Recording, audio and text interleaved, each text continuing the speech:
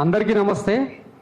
ఈరోజు విక్టిమ్గా ఇక్కడ అంటే మొన్నటిదాకా జర్నలిస్ట్గా ఈరోజు విక్టిమ్గా మీ ముందర నిలబడ్డాను.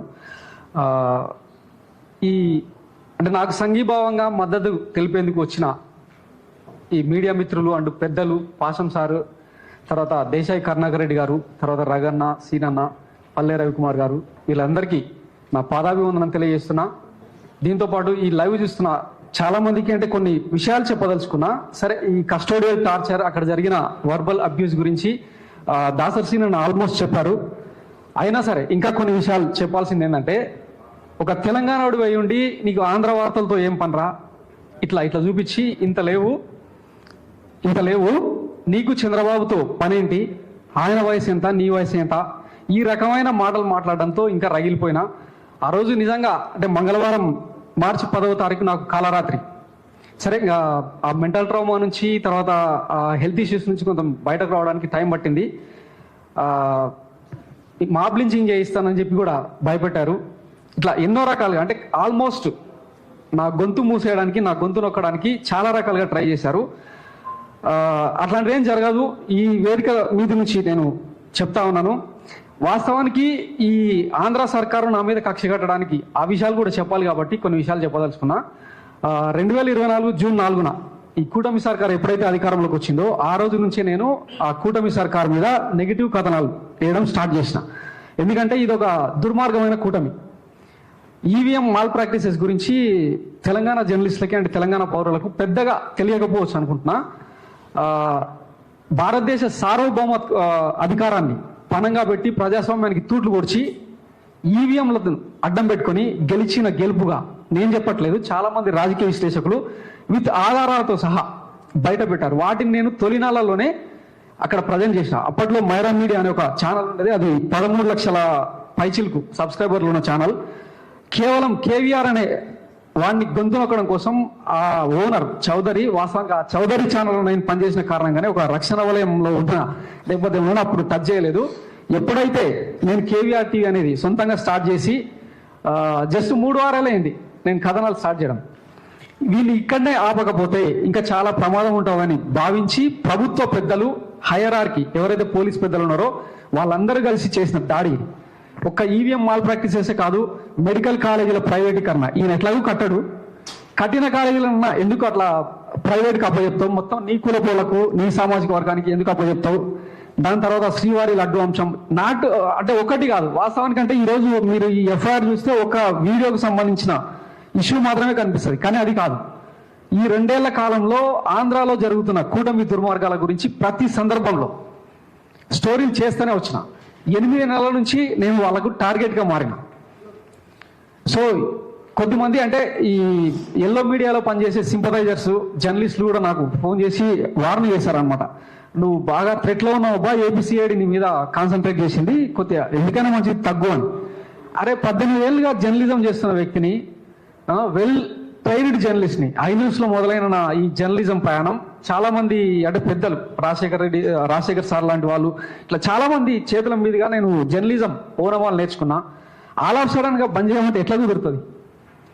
సో బయటకు వెళ్ళిన తర్వాత మళ్ళీ నువ్వు ఈ కూటమి సర్కార్ మీద, చంద్రబాబు మీద నెగిటివ్ కథనాలు కనుక రాస్తే మళ్ళీ తీసుకొచ్చి మాబ్ లించింగ్ చేయిస్తానని చెప్పి వార్నింగ్ ఇస్తారు సార్. సో అట్లాంటిది ఏం జరగదు. కేవీ రెడ్డి గొంతు నొక్కడం అనేది అంత ఈజీ కాదు. సో నేను కనుక తప్పు చేస్తే ఈరోజు ఇంతమంది నాకు సంఘీభావంగా ఇంతమంది పెద్దలు వచ్చేవాళ్ళే కాదు. మీరు అన్నట్టు ఆ బ్యాంక్ డీటెయిల్స్ కూడా అడిగారు కదా, కింగ్ పిన్ ఎవరు అని. ఈ రోజు వరకు ₹1 కూడా నాకు అట్లా వచ్చినట్టు తేల్చినా నేను నా జర్నలిజం జీవితాన్ని వదిలేయడానికి సిద్ధమని కూడా ఈ వేదిక మీద నుంచి స్పష్టం చేస్తున్నా. ఇకపోతే నా వీడియోస్ అంటే చాలా మంది చూశారు. వాస్తవానికి పోలీసు వాళ్ళు కాదు కదా నువ్వు జర్నలిజం పనిచేయాలి, నీ భావ ప్రకటన స్వేచ్ఛను తగ్గించుకోవాలని చెప్పేది పోలీసు వాళ్ళు కాదు కదా. ఇక్కడ చాలా మంది జర్నలిస్ట్ పెద్దలు ఉన్నారు. మీరు కూడా ఒకసారి వీలైతే చూడండి. మనకంటూ ఒక ఎడిటర్స్ గిల్డ్ ఉంటుంది, press trust of India, PTI లాంటి సంస్థలు చాలా ఉన్నాయి. సో 4th ఎస్టేట్ని రూల్ చేసే వాళ్ళు ఉంటారు కదా, వీలైతే నా వీడియోలను అనలైజ్ చేసి నేను ఆగాలనా ముందుకు సాగాలనా అన్నది మీరు డిసైడ్ చేయండి సార్. తర్వాత తెలంగాణలో సమస్యలు లేవా అంటే బొచ్చెడు ఉన్నాయి. నేను పోయి ఆంధ్రానే ఎందుకు చూజ్ చేసుకున్నా, అక్కడనే ఎందుకు వార్తలు చేస్తున్నా అన్నది కూడా ఒక 2 మాటల్లో చెప్పదలుచుకున్నా. ఇక్కడ తెలంగాణలో రగన్న, దాదర్శీన, శంకర్ ఇట్లా చాలా మంది అంటే నా తోటి మిత్రులు, సీనియర్స్ వాళ్ళు చాలా బాగా అగ్రెసివ్గా చేస్తున్నారు. సో ఇక్కడ నా ప్రమేయం అంటే ఉండొచ్చులే, కానీ నాకున్న ఎఫర్ట్ తక్కువ, నాకున్న సంస్థ పరిధి తక్కువ. సో ఛాలెంజెస్ అంటే ఇష్టం కాబట్టి ఆంధ్రాని ఎంచుకున్నా. ఇంకొకటి ఇందాక పెద్దలు మాట్లాడినట్టు పాసం సార్ కానీ తర్వాత దేశాయి కరుణాకర్ రెడ్డి సార్ మాట్లాడినట్టు ఈ పచ్చపాటికి ఒక ఎకో సిస్టమ్ ఉంటుంది.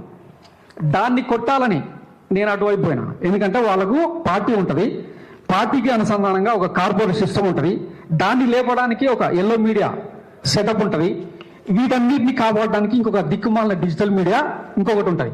ఒకదాని తర్వాత వాళ్ళు ఎంత దుర్మార్గంగానైనా ఎంత దారుణంగానైనా మహిళలను కించపరుస్తారు, ఇంట్లో ఆడలను లాక్కొచ్చి అబ్యూజ్ చేస్తారు, ఎంత దూరంగానైనా పోతారు వాళ్ళ రాజకీయం కోసం. ఇంకొకటి చంద్రబాబు అనేటోడు అధికారంలో ఉన్నప్పుడు మాత్రం రాష్ట్రం తెల్లకాగితం లెక్క ఉంటుంది అన్నట్టు వార్తలు వస్తాయి. ఆయన కాకుండా ఇంకా ఏ ముఖ్యమంత్రి ఉన్నా, ఇది ఇప్పుడు కాదు, గత 40 ఏళ్ళుగా తెలుగు రాష్ట్రాలను చూస్తున్నా, రాజకీయాలు చూస్తున్నా, ప్రతి ఒక్కరికి ఇది తెలుసు. దాన్ని క్రాక్ చేయాలని నేను అక్కడ చూజ్ చేసుకున్నాను. చెప్పాను కదా ఛాలెంజెస్ అంటే ఇష్టం కాబట్టి అక్కడికి వెళ్ళాను. సో ఇది నా బ్రీఫ్ నేపథ్యం. అంటే ఏదో తీటవట్టో ఇంకొకటి కాదు, చెప్పినా కదా ఈరోజు తెలంగాణ రాజకీయాలు కూడా ఆంధ్ర నుంచి నడుస్తున్నాయి. ఇది తప్పు అని చెప్పడం కోసం ఒక తెలంగాణ వాదిగానే ఆంధ్ర వార్తలు చేసిన. ఇక ఫైనల్గా తెలంగాణ ఎప్పుడు కూడా ఒక సాంగ్ని హమ్ చేస్తుంటది, పుడుదొక్కడి సస్తే 2 రాజిగా ఓరే రాజిగా అని తెలిసే ఉంటది కదా. సో ఒకటే జన్మ నాకు అంటే ఆ కస్టోడియల్ టార్చర్లో నరకానికి స్పెల్లింగ్ రాయించి మరీ పంపించారు. అయిపోయింది ఆల్మోస్ట్, అక్కడ దాకా వెళ్ళొచ్చిన, ఇంకా పీకేది కూడా ఏం లేదు, మహా అయితే ఇంకా ఈ ప్రహారం తీయడం తప్పిస్తే. ఇప్పటికీ కూడా థ్రెట్ ఆగలేదు, ఇంకా నడుస్తూనే ఉంది, దానికి సంబంధించిన లీగల్ ఫైట్ కూడా చేస్తాను. ఇకపోతే వాస్తవానికి నేను ఈ ఎంపతి సింపతిని ఎప్పుడు కోరుకోలేదు. నాకు రావాల్సిన హైప్ బాగానే వచ్చింది, దాని సంగతి పక్కన పెడితే ఈరోజు ఈ వేదిక మీద ఇంతమంది జర్నలిస్టుల ముందర ఎందుకు పాల్గొనాల్సి వస్తుందంటే తెలుసో తెలియకో, ఎందుకంటే డిజిటల్ మీడియా అనేది ఒక ఆరా కదా, బై మిస్టేక్ ఆంధ్ర స్టోరీస్ కనుక చేస్తే రేపు మీరు కూడా టార్గెట్గా మారితే, ఎందుకంటే అక్కడ ఏం జరుగుతుందో తెలియదు. ఈరోజు మీరు నమ్ముతారో లేదో, మొత్తం ఉమ్మడి ఆంధ్రప్రదేశ్లోనే తెలంగాణ కాకుండా ఆంధ్రాలో అన్ని జిల్లాల్లో పక్కన పెడితే కర్నూలు రేంజ్లో అత్యధికంగా కేసులు నమోదవుతా ఉన్నాయట. ఎందుకంటే ఇట్లాంటి సోకాల్డ్ పోలీసులు ఉండడం వల్ల వాళ్ళను బెదిరించడం కోసమో థర్డ్ డిగ్రీల పేరుతోనో ఒక పార్టీని పట్టి నారదీయడం కోసమో అత్యధికంగా కేసులు అక్కడ నమోదవుతా ఉన్నాయి. అందుకనే నా కేసును అక్కడ అప్పగించారు.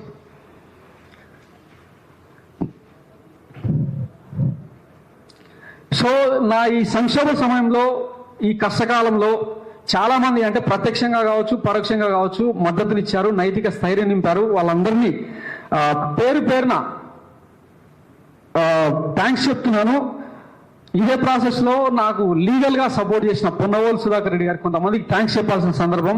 తర్వాత మనోహర్ రెడ్డి గారు, సుదర్శన్ రెడ్డి గారికి, వీళ్ళకు సర్వదా శతదా రుణపడి ఉంటాను. అలాగే నా ఈ కష్టకాలంలో ఫేస్బుక్ ద్వారా కావచ్చు, డిజిటల్ మీడియా ద్వారా కావచ్చు, రకరకాల మాధ్యమాల్లో నా కోసం గొంతు వినిపించిన ప్రతి ఒక్కళ్ళకు, నా క్షేమాన్ని కోరిన ప్రతి హృదయానికి, నా క్షేమాన్ని ప్రార్థించిన ప్రతి పేదవికి శిరస్సు వంచి నమస్కరిస్తూ ముగిస్తున్నా. Thank you.